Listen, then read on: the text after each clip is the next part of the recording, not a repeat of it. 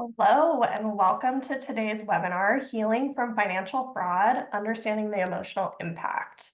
We are delighted to have you join us today. My name is Kim Camacho, and I'm a program manager with the National Center for Victims of Crime. I have about 8 years of experience as a social worker doing work as a victim advocate. I've done violence prevention work, and now I'm doing training and technical assistance at the national level. We're excited to have you here. And so as you're joining, we would love to learn about who is in the room with us today. So feel free to, in the chat, share your name, your professional role, maybe what the weather is like where you're joining us from today. I know it's sunny and in the high 60s here in California, Northern California. So it's a beautiful day here, but I'm sure many of you are starting to experience some cool fall weather. So we're excited to have you here and excited to learn from you all today. So a few housekeeping notes before we begin. This webinar is being recorded, and the recording and materials will be shared in the post-discussion follow-up email in the next few weeks, and it will also be available on the National Center for Victims of Crime YouTube channel. You should be able to hear me, but I shouldn't be able to hear you. If you cannot hear or have any tech issues today, please send a message to Coleman. We do not provide any certificates of attendance for the webinar.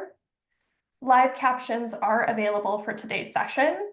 To turn on live captions, select the Show Captions button in the toolbar at the bottom of your screen.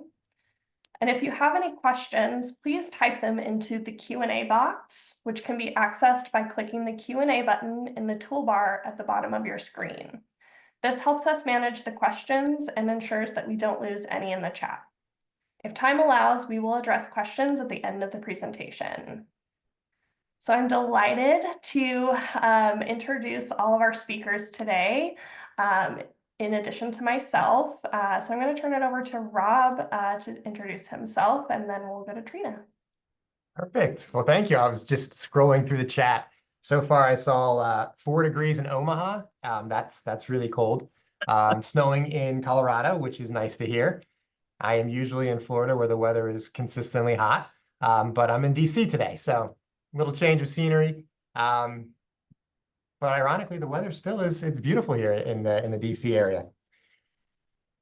So a little bit about myself, Rob Mascio. I'm a director with FINRA's Office of Investor Education and the FINRA Foundation, and I focus the majority of my time focusing on programs that drive investor protection. I'm largely dealing with financial fraud and financial exploitation. I get to work with some really fantastic organizations such as NCVC and Given Hour, amongst many others, where we're all kind of in this fight to disrupt financial fraud and provide ways to support those who are victims or survivors of financial fraud and financial exploitation. So I'm excited today to have this conversation with everybody, where we can talk a little bit more about not just the dollar amount of financial fraud, but the kind of that underlying impact that it has, that non-financial cost that is often associated. So looking forward to having that conversation. Thank you all for joining today. We're going to have a great program. And with that, Trina, do you want to introduce yourself and your organization? Yes, thank you so much. We are also sunny here in Raleigh, so I think we share DC's weather most times. But I am Trina Clayeux. I'm the CEO of Given Hour. We're a national mental health organization that specializes in human-made trauma response and recovery. And so we've been working, fortunately, with FINRA and friends with NCDC for many years now, but really looking at how do we provide barrier-free, informed access to mental health services and supports for individuals who've been victimized by financial fraud. Fantastic.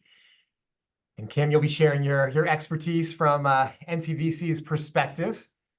Yes, yeah, happy to be here. Our NCVC, or the National Center for Victims of Crime, is a national nonprofit. We will be celebrating our 40th anniversary next year. So we've been around for a long time, and really our primary goal and commitment is to victims and advocating for victims' rights. And so we do work across a variety of different crime types.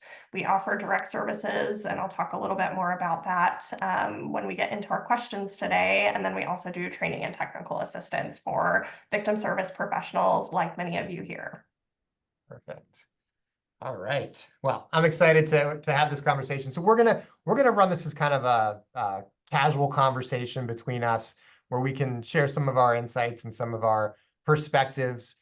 The thing that I think is so great about working with GivenHour and NCVC in this space is that financial fraud is not their focus, right? They have a much broader support system that they're working with, a variety of different types of crimes that they're interacting with, a variety of different survivors from a variety of different sources. So it's great to be able to have this conversation with individuals that have additional experiences. So again, FINRA, we're a financial regulator. So we regulate the securities industry. We regulate brokerage firms and their employees as a company as a whole.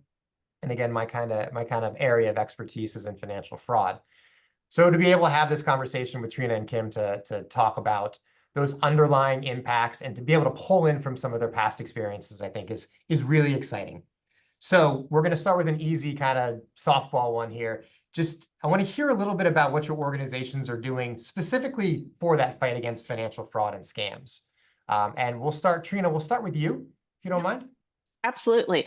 So we've really focused on 3 lines of effort, really against any kind of crime type that we are working with. And this is no different in terms of that. But we have clinical support. So we have a network of clinicians who can provide that one-to-one intervention and support. And we spend a lot of energy and time and investment to make sure that we're getting the best information to our mental health clinicians so that they can do that job. And so what's been fascinating is that we get to work in places and spaces like this. We get to learn from partners and learn from people with lived experience and bring those resources, those insights back into the mental health conversations. And so make sure that providers can really get a flavor for the particular challenges, the resources that are out there and available, but really what this experience is like for somebody who's had that victimization. And then we also have a peer support. And so we offer peer support on an ongoing basis. It is ran by somebody with lived experience who's been trained. We have clinical oversight. So that clinician or that facilitator gets access to a mental health clinician to really give them that extra support, but also to be able to talk about things that are going on in the peer support group that may give a different perspective or some additional supports. And then we do education and training as well for others. So how do we help all of us have more understanding of what this experience is like? How can we step in those spaces as friends and family and allies to make sure that we're providing a great level of support for people who have gone through this sort of this crime? Perfect. Thank you, Trina. And Kim, how about from your perspective? Yeah, absolutely. So NCVC offers a victim hotline, our Victim Resource Connect Center. And this is available to victims of any type of crime across the country. In fact, we're working on expanding that hotline to be available 24/7. And so it's kind of a unique resource that are available to victims. Recognizing that our victim assistance specialists are knowledgeable in a variety of types of crimes. And what we know about financial crime is that it often intersects with other types of crimes and experiences.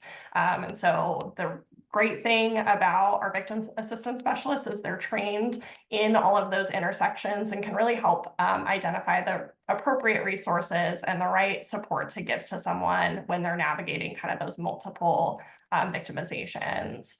We also do training and technical assistance. Our partnership with FINRA, we're out doing trainings at conferences, doing webinars like we are here today, to really help train professionals that interface with victims. So law enforcement, prosecutors, victim advocates. One of the things that we know about financial fraud and scams is that the more knowledgeable people are about the tactics that are out there, the types of scams that are out there, the less likely they are to engage with the scam. And so we really value doing that education and training folks and offering kind of resources. Together, we put together a taking action guide, which we'll share in the chat, a link to. that really helps advocates understand kind of what steps to take when working with a victim of financial fraud, how they can report, where they report, and just how to provide some of that emotional support in addition to the reporting and kind of the case management aspect of that. Great. And for those of you, I am trying to actively watch the chat and the Q&A. So if there are things that come in, if there's something that you have a question, I'm going to do my best to try and filter through some of that. I know that there's been a few comments about resources, and Dash has gone ahead and put some of our information in the chat. The Taking Action Guide is available on NCVC's website as well as the FINRA Foundation website. So just a little background about FINRA Foundation website. That's kind of our business-to-business website. So you'll find a lot of our research. So the FINRA Foundation, we do a lot of research around financial fraud. Some of that focuses on the emotional impact. Some of it focuses on the educational components. So we do have a lot of research on our website, as well as free resources that you're able to leverage, both in PDF and hard copy that we would be able to ship to you. And I know all the other organizations, Given Hour and NCVC, have resources as well. We are going to cover that a little bit later. So stay tuned. You'll get some more information on that. But I did mention that the foundation, we do a lot of research, and we try to look at how individuals respond after financial fraud. And again, my focus has always been on that financial fraud component. And I'm interested to hear from Trina and Kim, both coming with diverse backgrounds in other areas and other types of crimes. How does so a victim of a financial crime, how are things different for them or similar to other crimes? Their emotional impact, their financial impact obviously is going to be greater when it comes to a financial fraud, but I'm assuming there's some similarities and differences between financial fraud victims and victims of other crimes. Yeah, for sure. I could start with that. What we've definitely seen is that in other types of crimes, there's kind of an outside component. There's an outside person, and there's not quite as much self-blame, but we do see a lot of self-blame, like that we hear the terminology, I fell for this, or I was, scammed. I trusted someone too much, and so much of it is turned on the person, and I think even people's responses to it has a lot of that stigmatizing effect, where it's like, oh my gosh, how could you have fallen for that? And so we really are trying to encourage people to step into those spaces with a lot of curiosity and like asking better questions and providing a level of support in a non-judgmental way, because there's so much self shame and blame that's going on already, and this inhibits your ability to move forward. It certainly inhibits your ability to share freely, to let people know that you've got some suspicions or you're seeing some red flags, and bringing more people into that conversation. So I would say, I mean, there's multiple layers to this, but I would definitely say that self-blame is a tough one to overcome if you don't have a great support system. Absolutely. Well, and self-blame, I mean, you've got the self-blame component, but then you also have the language that other people use, not necessarily in a way that they're trying to harm that individual or speak negatively of them. It's just in our language, in our lexicon of words that we use, we often, in the financial world, we place the blame on the victim. We do things like, well, how could you have fallen for that? I mean, obviously that was a scam. But those words, that inspires more shame and more self-doubt for that individual, which ultimately can lead to less ability to report or less willingness to interact with an organization like Given Hour to seek that kind of help for that underlying trauma. Oh, absolutely. And it's definitely more of keeping that from your friends and family, like people who really are there to help. But I think, again, sometimes we come at that from that fear perspective. So you're unintentionally, adding a level of stress and shame. And then that can create a place where that person withdraws further and further and finds more solace back in, the computer with the person who's actually scamming them. So I think it becomes part of that education component that we've already been talking about, which is how do you educate friends and family and colleagues and, just loved ones, and how to approach this in a non-judgmental, curious way that walks along someone.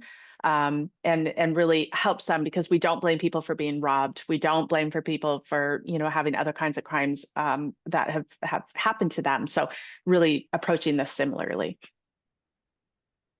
Yeah, and I would just add this layer of perpetrators of financial crimes, maybe people that the victim knows or trusts, right? And so there's an added component of a feeling of betrayal, being deceived by someone that they thought they could trust, whether it's someone they know in real life or someone that they've, built a relationship with online and they, trust them. And so I think that adds to some of that shame, blame, that feeling of embarrassment even.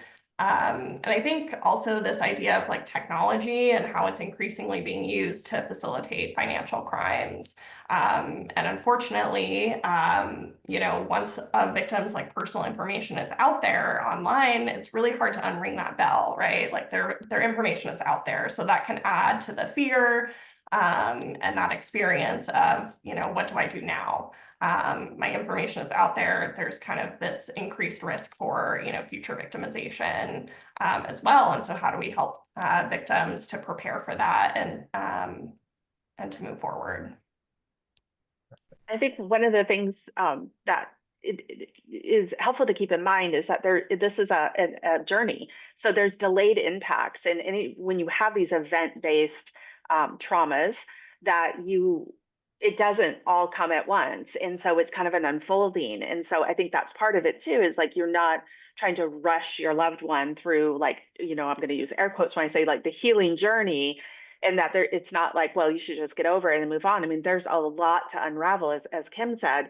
And so this idea of delayed, and knowing that this is something that, for the first few months, they may just only be working on the financial aspect of it and not really attending to the emotional aspect, or it might just be so intertwined. And so just understanding that people are on a journey, and that they are going to have different needs to really to address some of those mental health peaks and valleys along the way.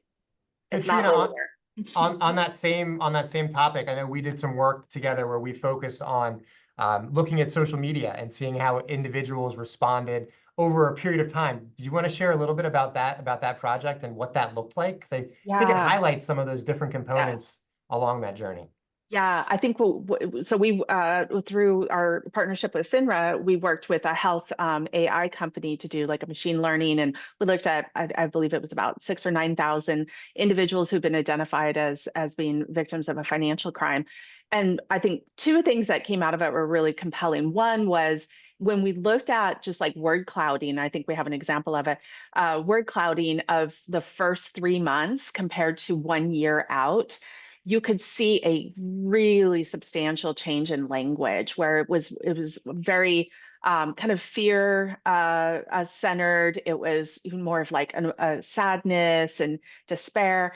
And then it was like rage and anger and terror. And so we're really seeing this magnification of emotion of these same individuals 1 year out. And so part of this is like really a lot alerted us to, wow, there is so many places and spaces where these kind of interventions need to be to be placed for people to really try to address some of those, so we don't have such a strong uptick a year later. And as Kim said, the vulnerability that this creates for you, the isolation, the withdrawal, all of these emotions don't create a space where you generally are stepping in to connect with other people. It's more that you're usually pulling back.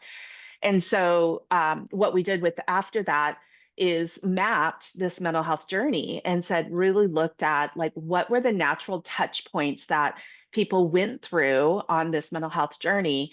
And we actually took that information from these large data groups and then went and did interviews with people who had been victimized, and really asked them, like, what would you have wanted and needed, or what did work at these different stages and places in this journey, and then started building back resource materials. So and it's really, a lot of it is so much about tools, education and tools. And so how do you put those things in place so people have that on hand? So in that first 1 to 3 months, we have a portfolio of things and approaches that could work. That's going to potentially look different than 1 year out, but the consistency of having people who are in your circle have access to this, from the investigator to, the bank employees, to a friend and family, to a colleague or a coworker. These are so helpful to know. It's helpful to really understand like how you can be equipped with the tools to also help step in that person's support system.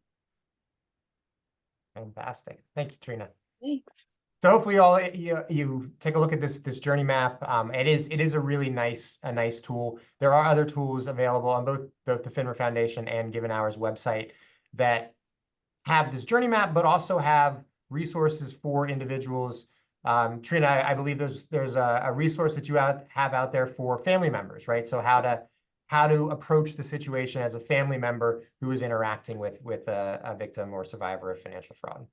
Yes, and informed by the survivors. So this is how they're wanting to be approached and talked with about these incidents. So the more we learn, the more, great materials that we can make that get in the hands of just all of us as everyday people. Fantastic. And you'll find I keep flip-flopping between survivor and victim. That is somewhat intentional. Depending on where you are in how you're viewing the situation, someone might classify themselves as a survivor versus a victim. And in my opinion, and it could be the wrong opinion, but I don't think there is a right or wrong answer. It's wherever you are on that process, going through that recovery process. So for example, there was an individual who called into our office, and she was a victim of essentially a Ponzi scheme in a sense. And she came forward and she wanted to tell everybody about her situation. She wanted to explain. She wanted to tell her story. She wanted to warn others. She had already reported. She had done so much to try and protect others. She was a survivor, in my opinion. Whereas the other individual, who was her husband, who went through that same fraud, same experience, same money that was lost, he pulled back. He removed himself from his friends and family. He shut down. He was more of a victim in my eyes. He was somebody who wasn't quite at the point where they were ready to move forward. So that's my take, and Kim and Trina, you might have a different take on that survivor versus victim mentality. But I often flip-flop back and forth because I want to kind of be inclusive to all those individuals that might fall somewhere on that spectrum. Yeah, I agree. I think, everyone's going to identify in a different way. And so just being supportive of where they're at in their journey. We often will use the term victim because there can be rights that are attached to that right status. And so that is kind of sometimes a clarification of why we might be using the term victim. Or if they're going through like the criminal legal system, for example, that's oftentimes the language that's used, but certainly we hear those words used interchangeably, and it's really dependent on what that person identifies with in that moment in their journey.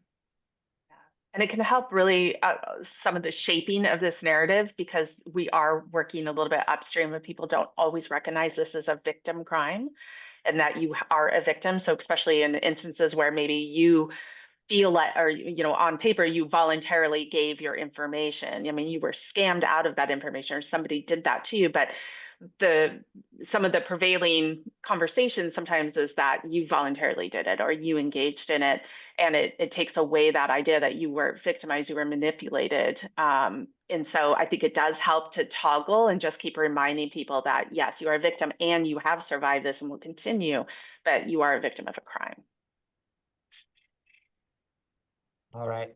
So Kim, with some of that background in place, can you share a little bit about what we can do as advocates or intermediaries to assist victims or survivors of scams and fraud, taking into consideration that underlying emotional impact that we've seen in that word bubble that we had up earlier, different periods of time where they're experiencing different emotional impacts? What can we do as advocates? Yes, absolutely. I think as we've been discussing, right, one of the most important things for us to recognize is that these experiences can be traumatic. And there are these emotional impacts. And so making sure that we're attending to those needs and kind of assessing where a person is at. Like Trina mentioned, they might be really focused on the financial recovery aspect initially and not really attending to their emotional needs, or it could be the opposite, right? They could be really experiencing their emotions and not ready to kind of address any kind of recovery or response to that particular part of the victimization. So it's just understanding where they're at in their journey and providing that support. I think it's also important for us to recognize, and as we've kind of been talking about, that the perpetrators of these crimes are highly skilled manipulators. They are using tactics to target victims. And so making sure that we, tell victims it's not their fault, right? As we've talked about, there's a lot of self-blame that happens. And so we want to make sure that that's kind of the first place that we start. We're validating their experience. And we're using that trauma-informed approach when we're working with victims. So recognizing that trauma exists, and how do we not, minimize any re-traumatization that might happen. Helping them, think about and prepare to prevent future victimizations. And our Taking Action Guide does a really great job of breaking down different types of scams and financial fraud and the very specific steps that you can walk a victim through. I know we've gotten some messages in the chat about people kind of looking, where do I go for more help and resources? I think that's a really great guide. That breaks down those steps of here's where you report this particular experience, how you report it, what types of documentation you might need to be gathering and collecting. It gives you that step by step. So I think that can be really helpful for advocates to be familiar with when they're working with victims. And just making sure that you're connecting them with those resources that can help attend to some of those emotional needs and support. Perfect. So I'm looking through some of the Q&As posted in the Q&A submission, and there's a few that are talking about different types of fraud. So there's one person who asked whether had any experience in working cases of sextortion. There's also another one about additional resources for survivors of intimate partner financial abuse.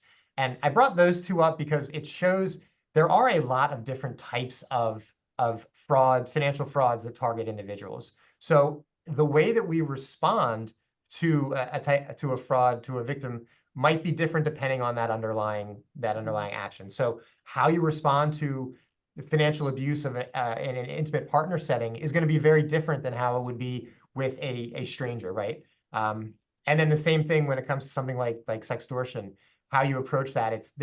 There is not one size fits all approach that works, and it really has to be customized. But I wanted to pause and see if Kim or Trina, you had anything you wanted to add on either of those two topics, either the sextortion or intimate partner abuse. I would say what we're experiencing is that the type of crime can make a difference in how people want to show up in like a peer support, as an example. So having somebody who maybe was part of a sextortion or romance scam wouldn't necessarily want to always open into a space where people have been generally scammed through like a crypto that wasn't involved in a romance scam or a sextortion. So I do see some distinctions. I think there's some general places and spaces of types of crimes that people would be able to step into and have a shared experience. But I do feel like the ones that you mentioned are going to look for something a little bit more nuanced. And look for people who've had a similar shared lived experience. And then also like on the therapy side, they're going to want somebody generally, I'm speaking general terms, but they're generally going to want a clinician who has a deeper level experience, who is trauma informed for sure, but I don't know that would be enough to really meet the need. The only other thing that I would add, as I mentioned earlier, the kind of uniqueness of our organization and the resources we offer is, addressing some of those intersections. Whereas, a lot of organizations that are working with victims of intimate partner violence, for example, they're specifically focused on that particular experience. And so, their knowledge levels and resources as it relates to financial crime or financial abuse may be more limited. And so seeking out those resources that, have that knowledge area across those intersections can be really helpful. And that's, really what we're here to provide, is not only that direct service to victims, but also the training and technical assistance to professionals that are trying to navigate and understand, how to best support victims and looking at those intersections. And I know there's been a few mentions of trauma-informed responses And I think that's such an important thing to keep in mind as we're working with survivors or victims. I mean, going back to, again, the words that we use. If I was talking to somebody in law enforcement, oftentimes law enforcement, they like to take a linear approach to collecting their evidence, collecting their details. And it makes logical sense, right? You want to put everything in a chronological order. You want to get the information you need in order to build a case. But that same type of approach is not necessarily going to work for an individual who has just barely stepped into your office to tell you what had happened, right? So they're already walking in apprehensive. They're already walking in with that blame and that self-doubt. So when you start having them relive that experience, right, that can lead to re-traumatization. Or you start asking questions, it could potentially cause them to shut down in a sense as a response to the questioning. So looking for ways that you can allow that individual to tell their story on their own terms, to do it in a safe place, in a safe location, are small steps that can help bring that comfort level for that individual. Understanding that, listen, it might take a little bit longer for you to get the information you need, but putting that individual's safety in mind when you're trying to get that information can be very helpful. Well said, Rob. All right. Trina, I have a question for you, and I know this has come up in some previous conversations that we've had. I'm interested to hear your perspective on some of the biggest gaps in service for helping scam victims. Yeah. Well, it definitely say from a systems perspective, I think what you just mentioned is a tremendous gap. Is that you have an intersection of organizations that come together around this crime, and so you might have legal system, you've got the mental health system, you have the banking system, and these. They all have the different purposes, but the person is experiencing every one of these. And so the fact that we don't have a trauma-informed system of care, I think is a tremendous gap and a fixable one. And I think that's the part that is hard to swallow, is like we can address that. And so part of it is really getting individuals equipped with those skills, those trauma-informed skills. And as you said, there's so many kind of small things that you can do that can be really powerful. But the idea, like you said, giving people more autonomy in how they tell their story, and then coming back and trying to get some chronology, understanding that there's gaps in memory when people are under stress, that how do you support somebody who gets emotional, because what do I find is that the person interviewing is one who gets uncomfortable, not necessarily the person who's being emotional. And how do you be able to take breaks, or how do you be able to maybe give two questions that someone can make a decision about, is it this or this, rather than always having to pull the energy forward, having things in writing, be able to tell people next steps. These are so many small steps that we could do for some victims and survivors that would reduce the bandwidth load that they're having to take on emotionally. And then, just all around, there's such a dearth of mental health professionals. I mean, we'll just say that as across any industry or any sort of crime. But I think that the idea that we have the ability to upskill and lean in on all of us to have a role and responsibility. This is such a high victimization rate.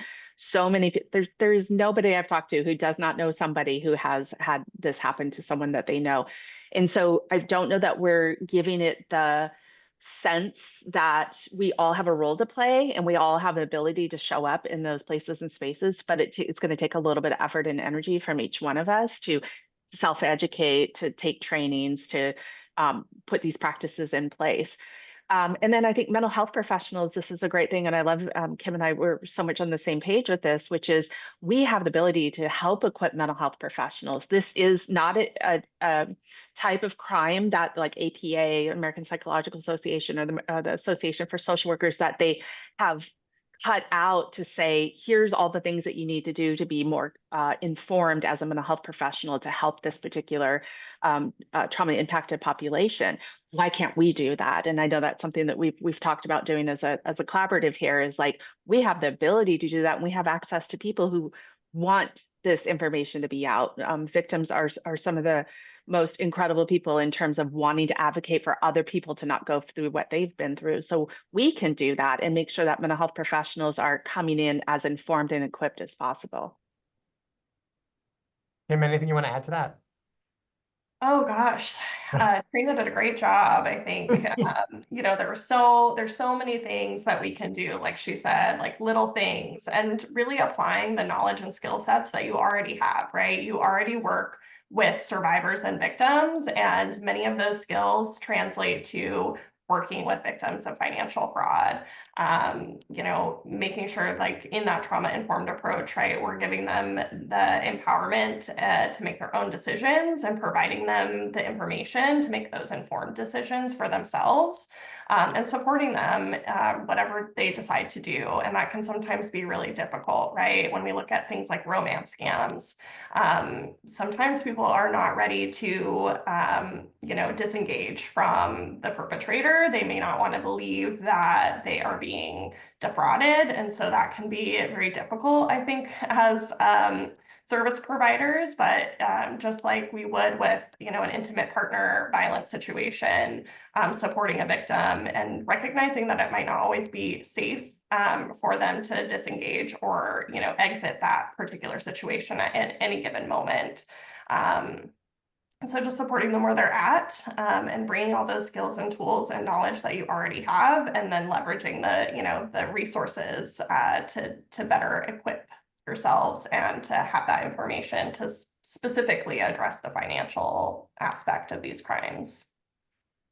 One thing I know that came up in a conversation I had a little while ago was the concept of empathy, of, you know, it's okay to fake empathy, right? In certain situations, we might not feel empathetic, but maybe that's what that individual needs. And it's okay to kind of fake that empathy in a sense, to be able to build up that rapport, to be able to have that person feel more comfortable. And I thought that was kind of an interesting component.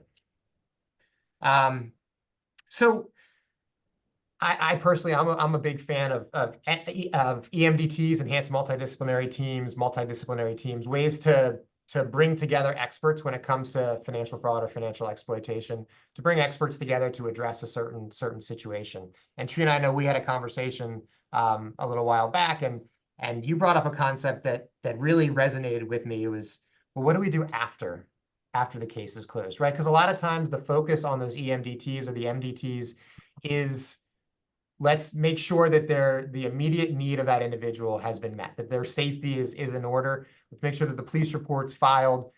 The case is closed. Now what? Does that case end there? Yeah, it definitely doesn't for that person, and it doesn't for, you know, their friends and family, and people who surround them.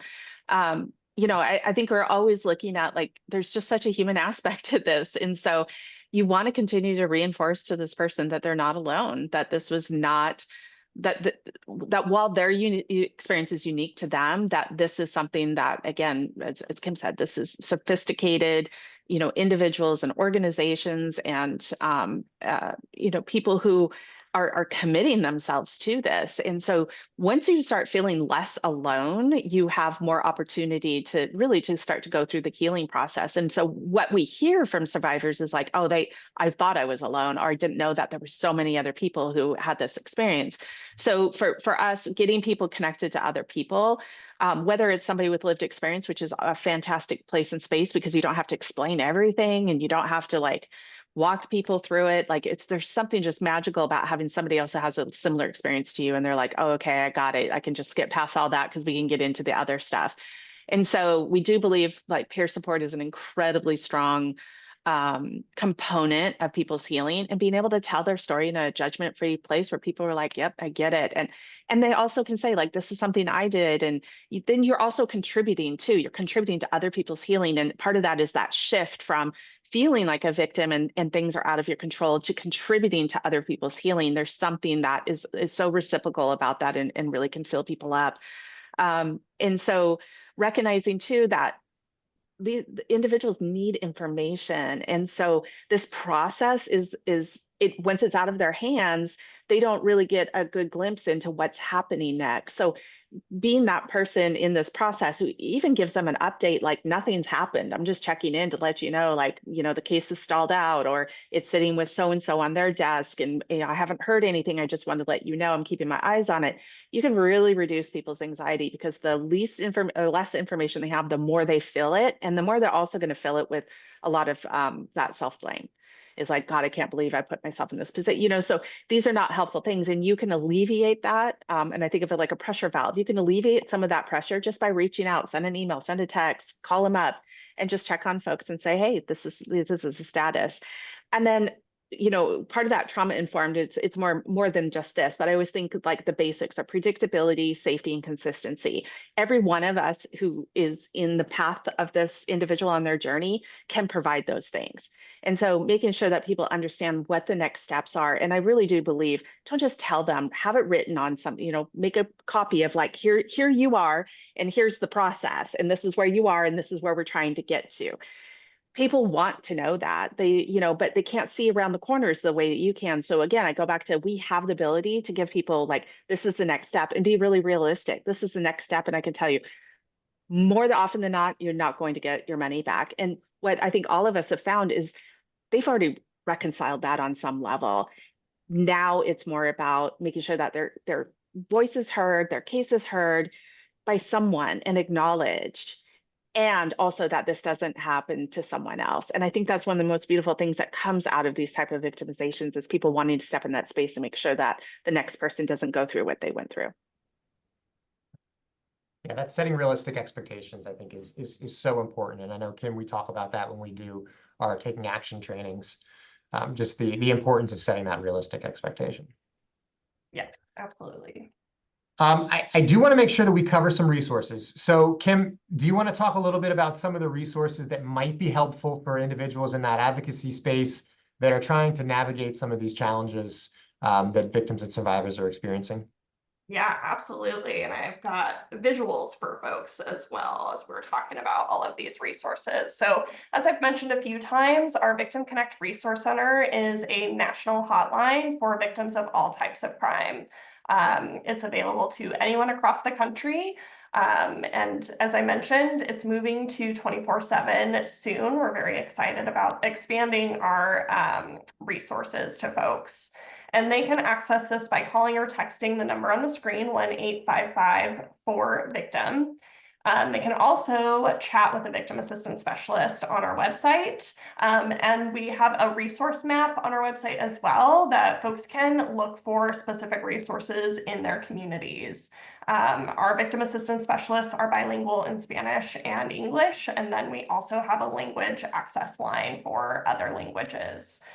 So it's a great resource for folks to know about. And we additionally operate a DC-based hotline because our organization is based out of the Maryland, DC area. But this one is a great resource for folks all across the country, with victim assistance specialists that are going to be knowledgeable about a variety of different types of crimes, and they're going to be able to provide that emotional support, get people connected to the appropriate resources, recognizing that they might need lots of different types of resources depending on their particular situation. So I know in the chat, I've seen some folks talking about, specific scenarios and situations that they're navigating right now. And this is one of the best resources you could get connected with, because they're going to understand, where to connect you for that really specific scenario. Perfect. And I'll let Trina talk about more about their peer support resources. Yes. So thank you for that. And I just always want to say, Kim, just amazing resource that you all have available. So I definitely encourage people to use that. And so we all have peer support. It's led by a survivor of survivor of financial fraud. And as I said before, we have clinical oversight. So we just have a lot of opportunities for people to come together. We introduce psychoeducation materials so we can really help people use tools. And it's really based on what the needs of the group are. So the group may be talking about something in particular. We might have the tool available right then, or we may go back, work the tool, bring it back into the group, and really get into people's hands. what I especially love is that this is available, and I'm looking at my notes here to make sure I have it right, but they're available every other Tuesday at 6 p.m. Eastern for survivors and victims. And then we have one for loved ones. That's every Tuesday. It's the first Tuesday at 6 p.m. Eastern time. And so we really are trying to have it available for both the people who have experienced it directly and the people who are supporting them. And I think, again, giving people places and spaces to really be heard and to learn more skills and to get access to tools. But the biggest one is that community support. Like, there is something so incredibly powerful about people getting together and being able to have the support of other people in this non-judgmental forum. So it really matters and it makes a difference. Any peer supporter or person who's gone through peer support I've talked to said that they wish they would have had access to it earlier. So having just this available for someone anytime in their journey, just so they can see the resources that are available through these organizations, again, you're empowering them, and that's really what we want people to feel. Rob, I don't know if you want to talk more about some of the resources that the FINRA Foundation has available. Sure. So I know there's a few questions in the chat that I was going to try to address with this slide. So FINRA, we have two websites. So we have our FINRA Foundation, which I mentioned is kind of our business to business channel. So you'll find a lot of the content that's geared more towards intermediaries. So like the Taking Action Guide, you'll find there. Our research that we've conducted, we have a research library available on our foundation website. So finrafoundation.org/fraudfighter is where you're going to find all that fraud specific content. We've got things like our Fighting Fraud 101, which is an educational material. I know somebody put in the Q&A comment about what can we do to educate consumers. Education really is a key component in the fight to disrupt fraud. The more that we know, as Kim mentioned at the beginning, the more that we know about frauds and scams and how they operate, the better protected we are, the easier it is for us to spot and avoid. So education really is a key component, but it's not the only component, right? So it has to be a surround sound type of approach to financial fraud, where education is a component, as is the ability to bring forward cases, as is reporting, as is recovery for individuals' mental health and things like that. So that being said, finrafoundation.org/fraudfighter, all of our fraud specific content is available there. Now, on the other side, we've got FINRA. So finra.org, that is our website that's going to have more information for investors. So there is the Securities Helpline for Seniors, which is a toll-free number that anybody's able to leverage and contact knowledgeable staff if they have questions about securities-related concerns. So FINRA, we do regulate the securities industry. That is the area that we have jurisdiction over. So if it deals with a brokerage account, that's something that we would be able to look into. If it falls outside of our jurisdiction, we do make referrals. So we make referrals to state and federal, international regulators for them to be able to move forward in some of these cases. So our FINRA resources, we'll have more things geared towards investors, but it's also a great website to have.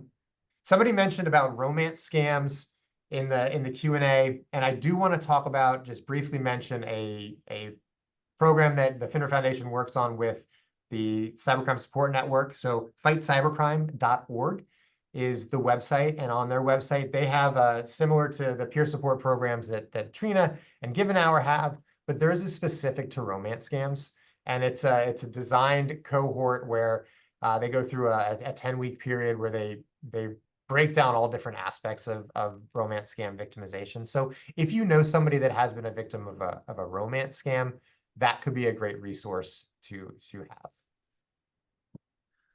Okay, let's see. Just trying to scan through some of the other questions here.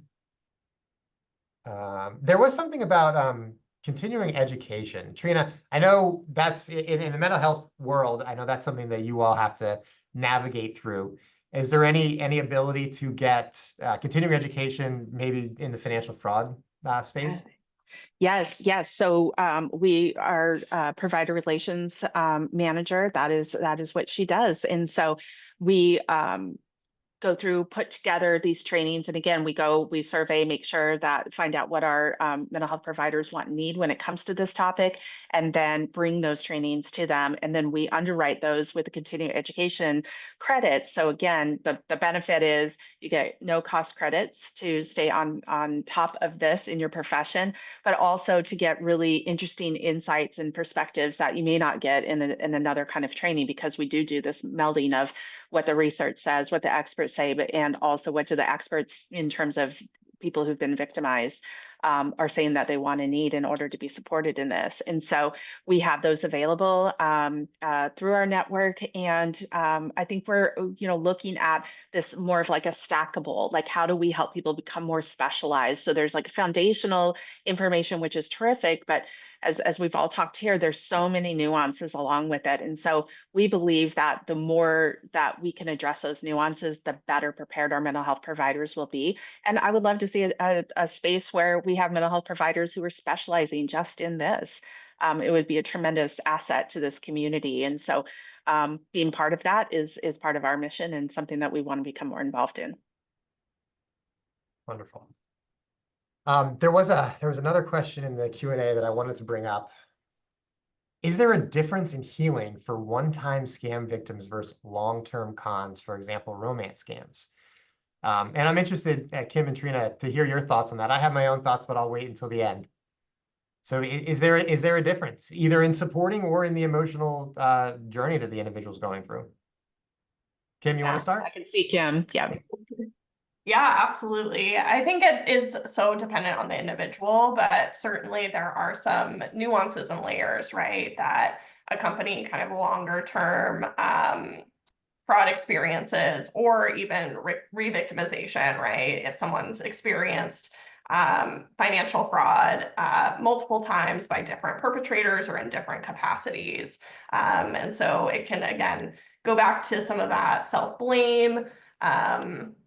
There can be a lot of embarrassment and shame accompanying those particular situations. And so how can I keep falling for this over and over again? And going back to, they might have a lot of trust in that person. And so they may not be ready to, recognize that this person is deceiving me or is actually perpetrating a crime.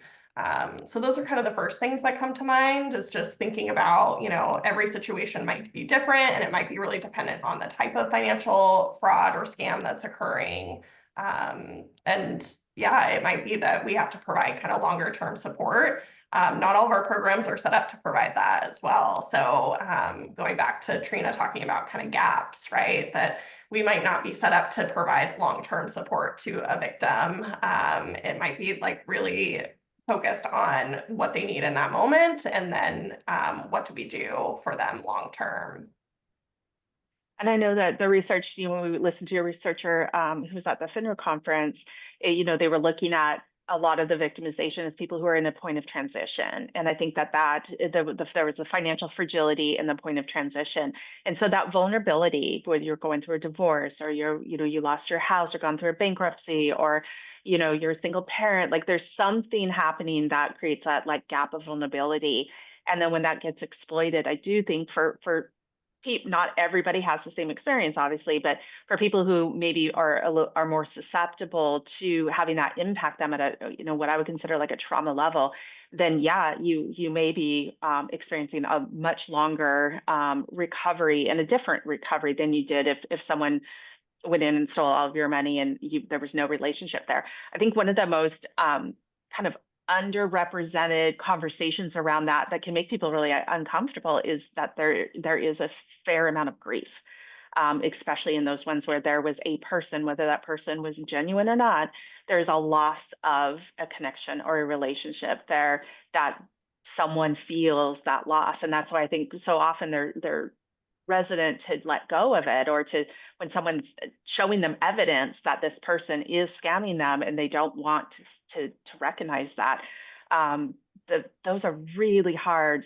to overcome. It's just a hard emotional to overcome, and then mix that with the financial and then the shame and guilt and family members who maybe don't understand. And that's why, again, I want to emphasize finding that community that can really lean into there is so important in that healing, because you can't heal in a space where you're feeling attacked by everyone's judgment. That's not a healing space for you. And so if we want people to really step in and not feel so withdrawn and feel that they've done something wrong, but rather step into a space where people are like, yep, this is really, and I think that's such a big part. This is a really sophisticated operation. But we have to give people space to grieve something, whether we are on board with it or not. I think that goes back to the empathy. Like, you got to just step into empathetic space and get on a journey with people. But there is a lot of grief involved in what we've seen. Well, and I think when you think about something, one of those more long-term cons, romance type scams or relationship investment type scams, you've got the loss of the money, right? Which is traumatic in itself. That's an impact. That's a barrier that the individual has to overcome. It could change the way that they live. It could cause them to have to go back to work or whatever it may be. But then you also, as you both have mentioned, you've got the loss of that relationship, and it's a true. It's one-sided, right? But it's still a real relationship to that individual that has been targeted, and they feel that they know this person and they've developed a friendship or a romantic relationship, whatever it may be. So now, on top of the financial loss, you've got that emotional loss and that support, which, I mean, I would imagine you're essentially trying to work with him on two different fronts, which is challenging. Yeah, and I would add, like, that trust has been broken, right? And so it can be very difficult for victims to then trust other people, even service professionals, right? And they might be very wary of help or resources out there, especially on the internet, right? If technology or the internet was used to facilitate the crime, they might have some reluctance to access support electronically. So I think that's important to keep in mind, as well as there might be additional barriers that prevent them from even seeking out help to begin with, or if their family members or their friends are, using some of that victim blaming language, it might be, well, no one else is gonna, believe me or think that this is significant, or, no one's gonna be there to support me. And so they may not even reach out to those resources because of that. All right, we've got a little less than 4 minutes. So just a closing question for you both. What have you learned in your work that you'd want others to know about in terms of helping scam victims and survivors? And Trina, we'll start with you and end with you, Kim. Sounds good. Yep. Oh my gosh, there's so much. I mean, this is, it's an incredibly resilient group, and they didn't ask to be resilient, that's for sure. But I think that recognizing that your role in this is compounding for that person's experience. And so you're not just taking a report, you're just not making a referral, you're not just the mental health clinician, but you're not just performing a task or a function, but you are part of an ongoing compounding effect for this person. So if you think of them interacting with 20 people in their journey, and think of how that effect could be different for them if those 20 people came at it trauma informed and in a supportive and empathetic way, while also getting their work done. To move your case forward, or to move it, move your case forward. The end result of that will be so much more healing. But what we're hearing from victims is that they'll have maybe one person who showed up, but not all the rest. And so you have also the compounding effect of having these really negative experiences over time on top of a negative experience. So I just think the same thing, just take those extra minutes, or take a little bit more education around it, or take a pause and check on the person. But there's some things that you can do to make this experience less traumatic than it already is. Thank you, Trina. Kim.